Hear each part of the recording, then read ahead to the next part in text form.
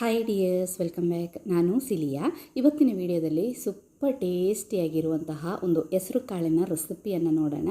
ನಾನು 2 ಕಪ್ ಹೆಸರು ಕಾಳನ್ನು ಒಂದು 4 ಗಂಟೆ ನೆನೆಸಿ ಅದನ್ನು ತೆಗೆದೊಂದು ಮಣ್ಣಿನ ಪಾತ್ರೆಯಲ್ಲಿ ಇಟ್ಟಿದ್ದೆ. ನೋಡಿ, ನಿನ್ನೆ ರಾತ್ರಿ ಇಟ್ಟಿದ್ದೆ. ಬೆಳಿಗ್ಗೆ ಆಗುವಾಗ ಒಳ್ಳೆ ಇದೇ ರೀತಿ ಮೊಳಕೆ ಎಲ್ಲ ಬಂದಿದ್ದೆ. ಇದರಿಂದ ಒಂದು ಒಳ್ಳೆ ಸಾರು ಮತ್ತು ಪಲ್ಯವನ್ನು ನಮಗೆ ಮಾಡೋಣ.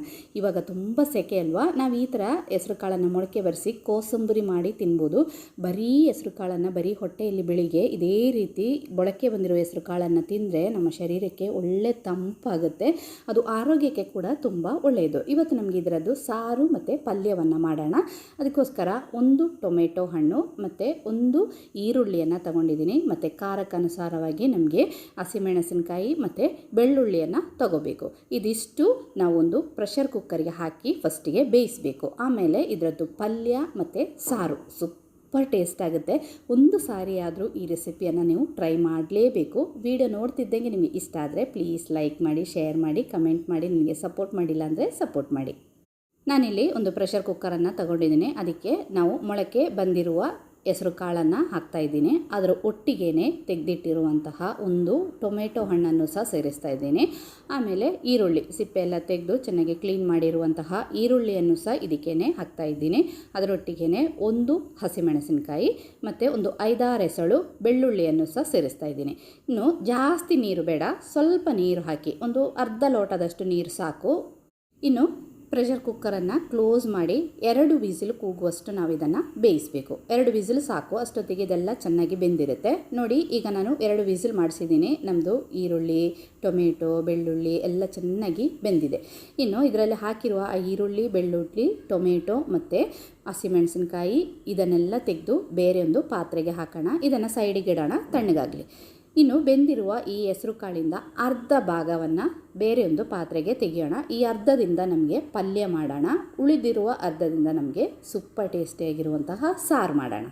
ಏನು ಅಡುಗೆ ಮಾಡಬೇಕು ಅಂತ ಯೋಚನೆ ಮಾಡುವಾಗ ಈ ಅಡುಗೆನ ಟ್ರೈ ಮಾಡಿ ನೋಡಿ. ಸಾರು ಪಲ್ಯ ಒಟ್ಟಿಗೆ ಆಗಿಬಿಡುತ್ತೆ. ಈಗ ನಾನೊಂದು ಪ್ಯಾನ್ ಬಿಸಿ ಆಗಲಿಕ್ಕೆ ಇಟ್ಟಿದ್ದೀನಿ. ಒಳ್ಳೆ ಬಿಸಿ ಆದಮೇಲೆ ಅದಕ್ಕೆ ಸ್ವಲ್ಪ ಎಣ್ಣೆಯನ್ನು ಹಾಕಿದ್ದೀನಿ. ಎಣ್ಣೆ ಬಿಸಿ ಆದಮೇಲೆ ಅದಕ್ಕೆ ಸ್ವಲ್ಪ ಸಾಸಿವೆಯನ್ನು ಹಾಕೋಣ. ಅದರೊಟ್ಟಿಗೆ ಸ್ವಲ್ಪ ಜಜ್ಜಿರುವ ಒಂದು 2-3 ಜಜ್ಜಿರುವ ಬೆಳ್ಳುಳ್ಳಿ ಮತ್ತು ಹಸಿಮೆಣಸಿನಕಾಯಿಯನ್ನು ಹಾಕಿದ್ದೀನಿ. ಇದು ಒಳ್ಳೆ ಫ್ರೈ ಆಗಬೇಕು. ಆ ಬೆಳ್ಳುಳ್ಳಿದು ಹಸಿ ಸ್ಮೆಲ್ಲೆಲ್ಲ ಹೋಗಬೇಕು. ಇನ್ನು ಇದಕ್ಕೆ ಸ್ವಲ್ಪ ಫ್ರೆಶ್ ಆಗಿರುವಂತಹ ಕರಿಬೇವು ಸೊಪ್ಪು, ಅದರೊಟ್ಟಿಗೆ ಒಣಮೆಣಸಿನಕಾಯಿಯನ್ನು ಹಾಕೋಣ. ಸಣ್ಣ ಸಣ್ಣ ಕಟ್ ಮಾಡಿಟ್ಟಿರುವಂತಹ ಈರುಳ್ಳಿಯನ್ನು ಸಹ ಸೇರಿಸಿ ಸ್ವಲ್ಪ ಒಂದು ಬ್ರೌನ್ ಕಲರ್ ಆಗೋವರೆಗೆ ಇದನ್ನು ಫ್ರೈ ಮಾಡೋಣ. ಈರುಳ್ಳಿ ಎಲ್ಲ ಒಂದು ಬ್ರೌನ್ ಕಲರ್ಗೆ ಬಂದಾದ ಮೇಲೆ ಇದಕ್ಕೆ ಸ್ವಲ್ಪ ಅರಶಿನ ಪುಡಿಯನ್ನು ಸೇರಿಸೋಣ. ಅರಶಿನ ಪುಡಿದು ಹಸಿ ಸ್ಮೆಲ್ ಹೋದ ಮೇಲೆ ಇದಕ್ಕೆ ನಾವು ಬೇಯಿಸಿ ತೆಗೆದಿಟ್ಟಿರುವಂತಹ ಆ ಹೆಸರು ಕಾಳನ್ನು ಸೇರಿಸೋಣ. ಹೆಸರು ಕಾಳನ್ನು ಸೇರಿಸಿದಾಯಿತು. ಇನ್ನು ಇದಕ್ಕೆ ರುಚಿಗೆ ತಕ್ಕಷ್ಟು ಉಪ್ಪನ್ನು ಸೇರಿಸಬೇಕು. ನಾವು ಬೇಯಿಸುವಾಗ ಉಪ್ಪು ಹಾಕಿರಲಿಲ್ಲ, ರುಚಿಗೆ ತಕ್ಕಷ್ಟು ಉಪ್ಪನ್ನು ಸೇರಿಸಿದಾಯಿತು. ಅದರೊಟ್ಟಿಗೆ ಸ್ವಲ್ಪ ತುರಿದಿರುವ ತೆಂಗಿನಕಾಯಿಯನ್ನು ಸಹ ಸೇರಿಸಬೇಕು. ನಾನೊಂದು ಅರ್ಧ ಕಪ್ಪಷ್ಟು ತುರಿದಿರುವ ತೆಂಗಿನಕಾಯಿಯನ್ನು ಸಹ ಇದಕ್ಕೆ ಸೇರಿಸ್ತಾ ಇದ್ದೀನಿ. ಇನ್ನು ಜಾಸ್ತಿ ಹೊತ್ತು ಬೇಡ, ಒಳ್ಳೆ ಒಂದು ಮಿಕ್ಸ್ ಕೊಟ್ಟು ಮುಚ್ಚಿ ಒಂದು 5 ನಿಮಿಷ ಇಟ್ಟರೆ ಸೂಪರ್ ಟೇಸ್ಟಿಯಾಗಿರುವಂತಹ ಪಲ್ಯ ರೆಡಿ ಆಯಿತು. ಇನ್ನು ಉಳಿದಿರುವ ಹೆಸರು ಕಾಳಿಂದ ನಮಗೆ ಸಾಂಬಾರು ಮಾಡೋಣ.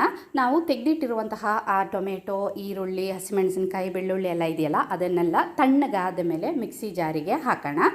ಸ್ವಲ್ಪ ನಾವು ಹೆಸರು ಕಾಳನ್ನು ಸಹ ಸೇರಿಸ್ತೇವೆ, ಜಾಸ್ತಿ ಬೇಡ, ಒಂದು ಸ್ವಲ್ಪ ಸಾಕು. ಅದರೊಟ್ಟಿಗೆ 1 ಚಮಚ ತುರಿದಿರುವ ತೆಂಗಿನಕಾಯಿಯನ್ನು ಸಹ ಸೇರಿಸ್ತಾ ಇದ್ದೀನಿ. ತೆಂಗಿನಕಾಯಿ ಬೇಡ ಅಂದರೆ ಸ್ಕಿಪ್ ಮಾಡಿ, ಇದು ಹಾಕಿದರೆ ಟೇಸ್ಟ್ ಚೆನ್ನಾಗಿರುತ್ತೆ. ಇನ್ನು ಇದಕ್ಕೆ 1 ಚಮಚ ಸಾಂಬಾರು ಪುಡಿ, ಯಾವ ಸಾಂಬಾರು ಪುಡಿಯನ್ನು ನಾವು ಮನೆಯಲ್ಲಿ ಉಪಯೋಗಿಸ್ತೀವೋ ಅದು 1 ಚಮಚ ಸೇರಿಸಿದ್ದೀನಿ. ಇನ್ನು ಸ್ವಲ್ಪ ಅರಶಿನ ಪುಡಿಯನ್ನು ಸಹ ಸೇರಿಸಿ ನೈಸಾಗಿ ಇದನ್ನು ರುಬ್ಬಿ ಸೈಡ್ಗೆ ಇಡೋಣ. ಇನ್ನೊಂದು ಪ್ಯಾನ್ ಒಳ್ಳೆ ಬಿಸಿ ಆದಮೇಲೆ ಫಸ್ಟಿಗೆ ಎಣ್ಣೆ ಹಾಕೋಣ. ಎಣ್ಣೆ ಒಳ್ಳೆ ಬಿಸಿ ಆದಮೇಲೆ ಇದಕ್ಕೆ ಸಾಸಿವೆ ಮತ್ತು ಜೀರಿಗೆಯನ್ನು ಹಾಕೋಣ. ಸಾಸಿವೆ ಜೀರಿಗೆ ಸಿಡಿಯುತ್ತೆ ನೋಡಿ. ಆಮೇಲೆ ಇದಕ್ಕೆ ಫ್ರೆಶ್ ಆಗಿರುವಂತಹ ಕರಿಬೇವು ಸೊಪ್ಪು ಮತ್ತು ಒಣಮೆಣಸಿನಕಾಯಿಯನ್ನು ಹಾಕೋಣ. ನೋಡಿ, ಇದಕ್ಕೆ ಒಂದು ಒಣಮೆಣಸಿನಕಾಯಿ ಮತ್ತು ಸ್ವಲ್ಪ ಕರಿಬೇವು ಸೊಪ್ಪನ್ನು ಹಾಕಿದ್ದೀನಿ. ಇದು ಲೈಟಾಗಿ ಒಳ್ಳೆ ಒಂದು ಸ್ಮೆಲ್ ಬರುತ್ತೆ ನೋಡಿ, ಒಳ್ಳೆ ಪರಿಮಳ ಬರುತ್ತೆ. ಆವಾಗ ಇದಕ್ಕೆ ಸ್ವಲ್ಪ ಹಿಂಗನ್ನು ಸೇರಿಸೋಣ. ಅದರೊಟ್ಟಿಗೆ ನಾವು ರುಬ್ಬಿ ಇಟ್ಟಿರುವಂತಹ ಮಸಾಲೆ ಇದೆಯಲ್ಲ, ಟೊಮೆಟೊ, ಈರುಳ್ಳಿ ಎಲ್ಲ ರುಬ್ಬಿ ಇಟ್ಟಿದ್ದೀವಲ್ಲ, ಆ ಮಸಾಲೆಯನ್ನು ಸಹ ಸೇರಿಸಿ ಸ್ವಲ್ಪ ಎಣ್ಣೆಯಲ್ಲಿ ಈ ಮಸಾಲೆಯನ್ನು ನಾವು ಇದೇ ರೀತಿ ಫ್ರೈ ಮಾಡಬೇಕು. ಇನ್ನು ಸಾರಿಗೆ ನೀರನ್ನು ಸೇರಿಸೋಣ. ಎಷ್ಟು ನಮಗೆ ನೀರು ಬೇಕೋ ಅಷ್ಟು ನೀರನ್ನು ಸೇರಿಸಬೇಕು. ಈ ಸಾರು ತುಂಬ ನೀರು ಥರ ಆಗಬಾರ್ದು, ಸ್ವಲ್ಪ ಗಟ್ಟಿ ಸಾರಿದ್ರೇ ಚೆನ್ನಾಗಿರುತ್ತೆ. ನೀರನ್ನು ಸಹ ಸೇರಿಸಿ ಒಳ್ಳೆ ಒಂದು ಮಿಕ್ಸ್ ಕೊಟ್ಟಾದ ಮೇಲೆ ನಾವು ಬೇಯಿಸಿ ಇಟ್ಟಿರುವಂತಹ ಹೆಸರು ಕಾಳನ್ನು ಇದಕ್ಕೆ ಸೇರಿಸೋಣ.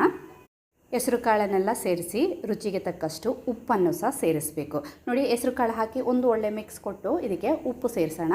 ಉಪ್ಪು ಸೇರಿಸಿ ನಮಗೆ ನೀರಿನ ಕನ್ಸಿಸ್ಟೆನ್ಸಿ ನೋಡಿಕೊಂಡು ಎಷ್ಟು ನೀರು ಬೇಕೋ ಅಷ್ಟು ನೀರನ್ನೆಲ್ಲ ಹಾಕಿ ಇನ್ನಿದನ್ನು ಮುಚ್ಚಿ ಕುದೀಲಿಕ್ಕೆ ಬಿಡುವ. ಕುದೀಲಿಕ್ಕೆ ಬಿಟ್ಟು ಒಂದು 2 ಸೆಕೆಂಡ್ ಆದಮೇಲೆ ಓಪನ್ ಮಾಡಿ ಒಂದು ಸರ್ತಿ ಇದೇ ರೀತಿ ಮಿಕ್ಸ್ ಕೊಡಬೇಕು. ಆಮೇಲೆ ಇನ್ನು ಮುಚ್ಚಿ ಒಂದು 5 ನಿಮಿಷ ಲೋ ಫ್ಲೇಮಲ್ಲಿ ಇದನ್ನು ಕುದೀಲಿಕ್ಕೆ ಬಿಡಬೇಕು. ಒಳ್ಳೆ ಕುದಿದ್ರೆ ಸಾರು ಒಳ್ಳೆ ಟೇಸ್ಟ್ ಆಗುತ್ತೆ. ಈಗ ನೋಡಿ 5 ನಿಮಿಷ ಆಯಿತು. ಇನ್ನು ಇದಕ್ಕೆ ಫ್ರೆಶ್ ಆಗಿರುವ ಕೊತ್ತಂಬರಿ ಸೊಪ್ಪು ಸೇರಿಸಿದರೆ ರುಚಿಕರವಾದಂತಹ ಹೆಸರು ಕಾಳಿನ ಸಾಂಬಾರು ಕೂಡ ರೆಡಿ ಆಯಿತು. ಈ ಬೇಸಿಗೆಯಲ್ಲಿ ಮಧ್ಯಾಹ್ನದ ಊಟಕ್ಕೆ ಹೇಳಿ ಮಾಡಿಸಿರುವಂತಹ ಪಲ್ಯ ಮತ್ತು ಸಾರು.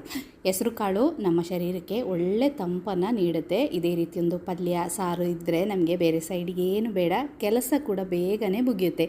ಸ್ವಲ್ಪ ಹೆಸರು ಕಾಳನ್ನು ನೆನೆಸಿಟ್ರೆ ಒಟ್ಟಿಗೆ ನಮ್ಮದು ಸಾರು ಪಲ್ಯ ಕೆಲಸ ಕೂಡ ಆಗುತ್ತೆ, ನಮಗೆ ಟೇಸ್ಟ್ ಕೂಡ ಚೆನ್ನಾಗಿರುತ್ತೆ. ಟ್ರೈ ಮಾಡಿ ನೋಡಿ. ಇನ್ನೊಂದು ವಿಡಿಯೋದಲ್ಲಿ